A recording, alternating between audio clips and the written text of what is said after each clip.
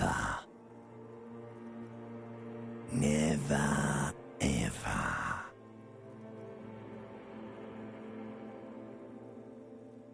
An inordinate amount of time passes. It is utterly void of struggle. No ex-wives are contained within it.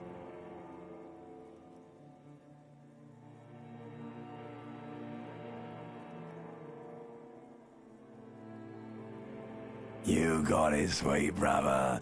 Nothing upon nothing upon nothing. Coming right up, sir. Smooth passage.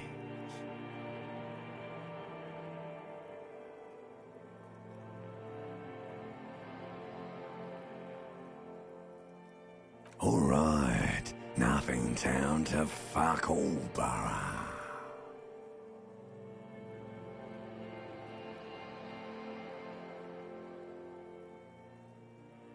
Great choice, Elder One. It has always been like this, and it always will. The song of death is sweet and endless. But what is this? Somewhere in the sore, bloated man meet around you. A sensation. Like a fly to the ointment, your conscience sticks to it. The limbed and headed machine of pain and undignified suffering is firing up again. It wants to walk the desert, hurting, longing, dancing to disco music.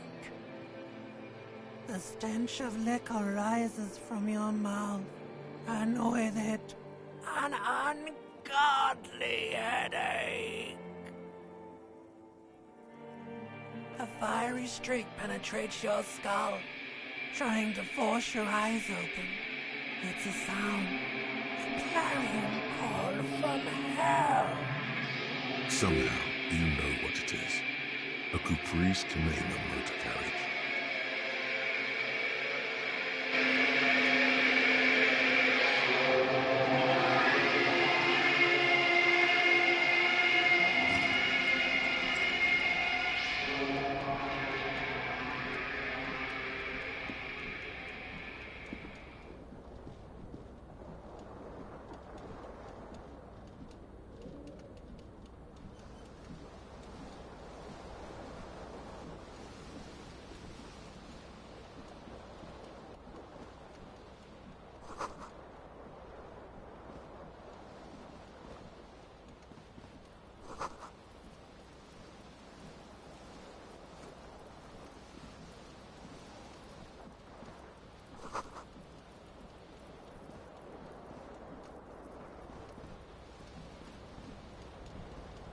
This fan has two chain pull switches. One ends in a tiny fan, the other in a light bulb. A truly horrific necktie has somehow attached itself to one of the blades.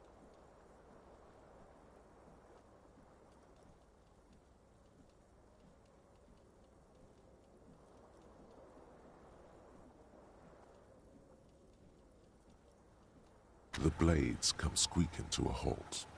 It should be easier to reach the tie now.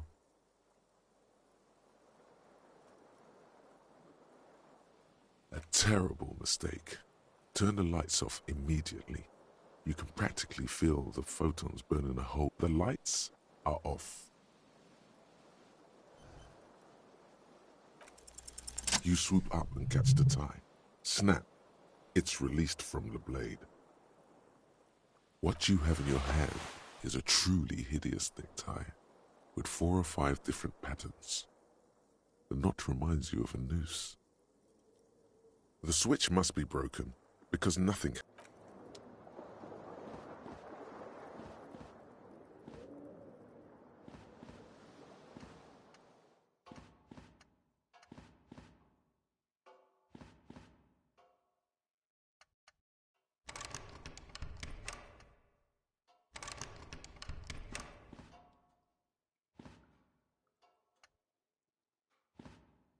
A mirror hangs above a bent and broken sink.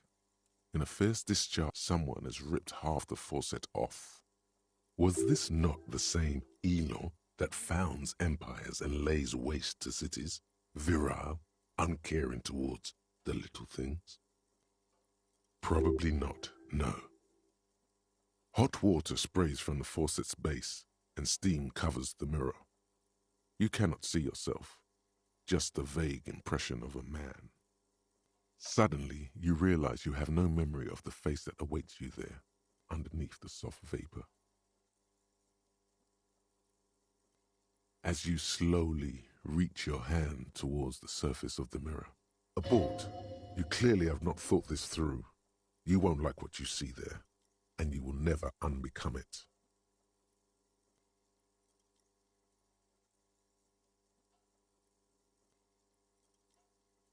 Behold. You have no idea who this thing is, do you?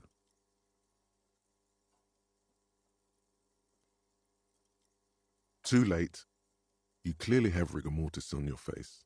Or wait, is that an expression? Are you trying to make an expression with that face? Why? Please stop. It's horrible.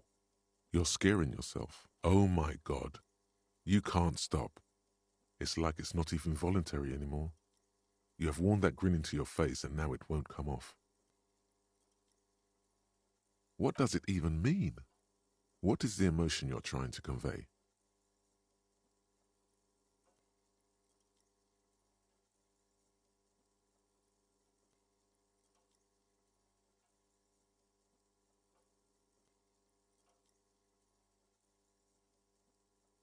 There might have been, 10 years ago. It's little more than a cadaverous spasm now.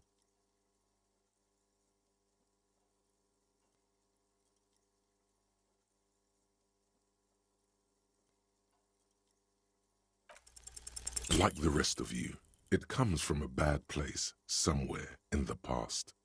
That's all you know for now.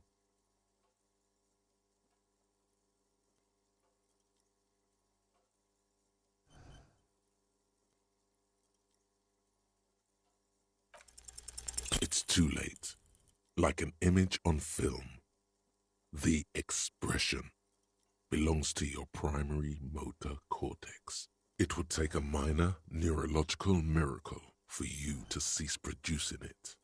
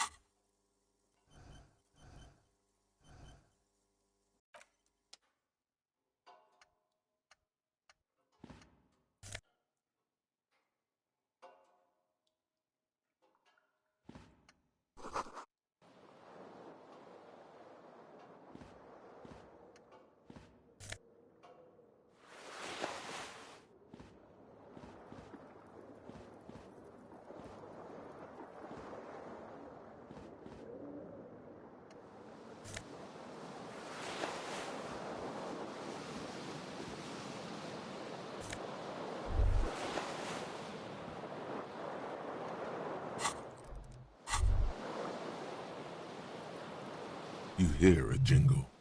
Keys are clinking in the pocket of your flare-cut pants. It says, whirling in rags, on the aluminium keyring. There is a single key on the ring. The number 1 is etched on it. It should open the door. The Whirling in Rags is a hostel cafeteria on the urban coast, frequented by dock workers.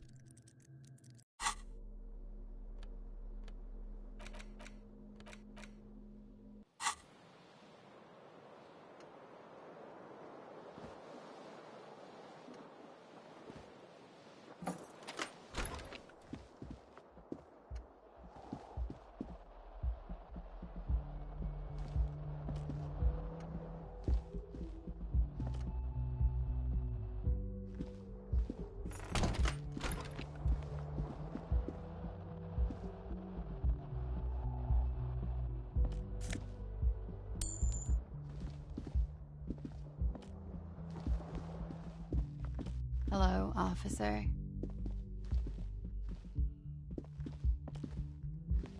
The young woman raises a cigarette to her lips. A silver jumpsuit falls off her like scowl armor, sparkling. This is the sparkle of too many nights out on the city.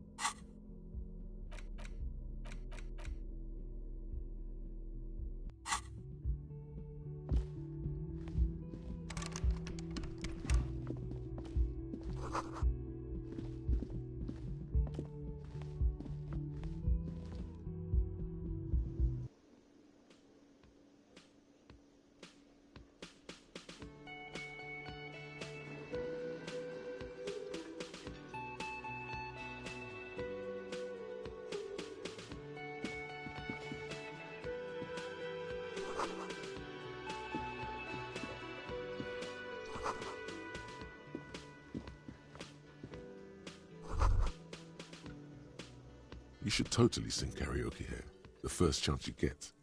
Your emotions need to be expressed. People need to know your vast, oceanic soul. Utterly. And it needs to be heard through a PA system by other people.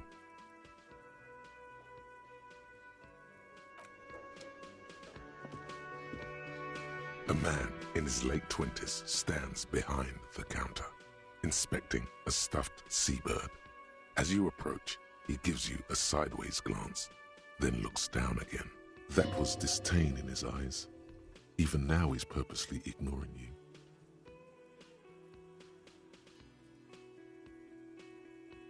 No, I'm not the bartender.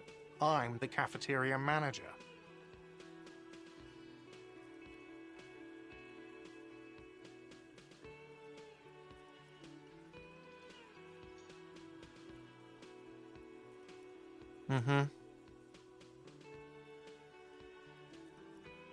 A competent work of taxidermy.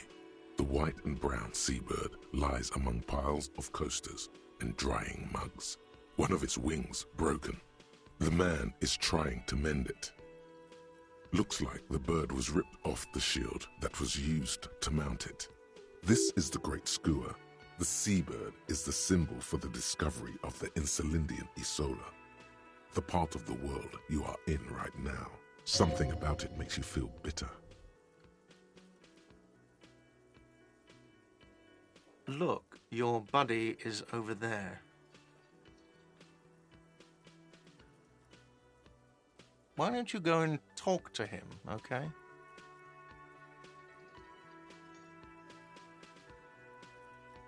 He pretends not to hear you, concentrating on the... Oh no, you're a hero. A real hero cop. Could the massive property damage upstairs have anything to do with this? Am I? Or did you ride in, take the body down, solve the murder, and not trash my hostel room?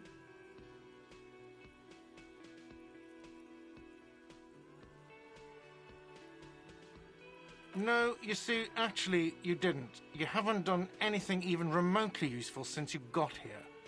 No, I haven't seen you around. I'm not always here.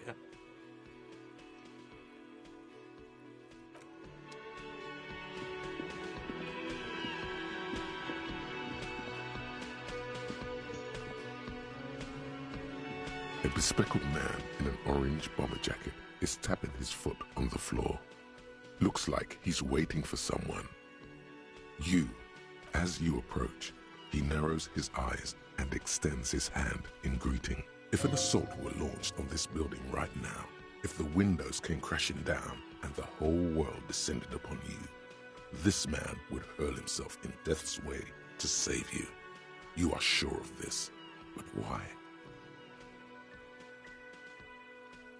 Hello, I'm Kim Kitsuragi, Lieutenant, Precinct 57. You must be from the 41st. You realize he's waiting for your name. This is your chance to come up with a really good name for yourself. Get creative.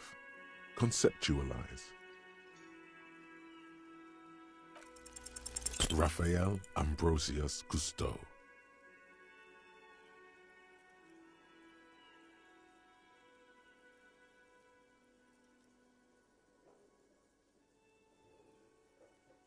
No, it's not.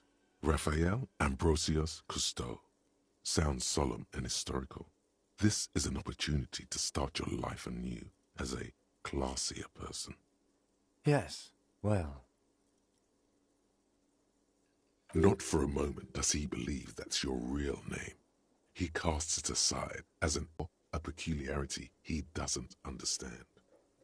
It looks like we had a little scheduling error on Sunday. Saturday too, actually. Have you had time to talk to the manager here?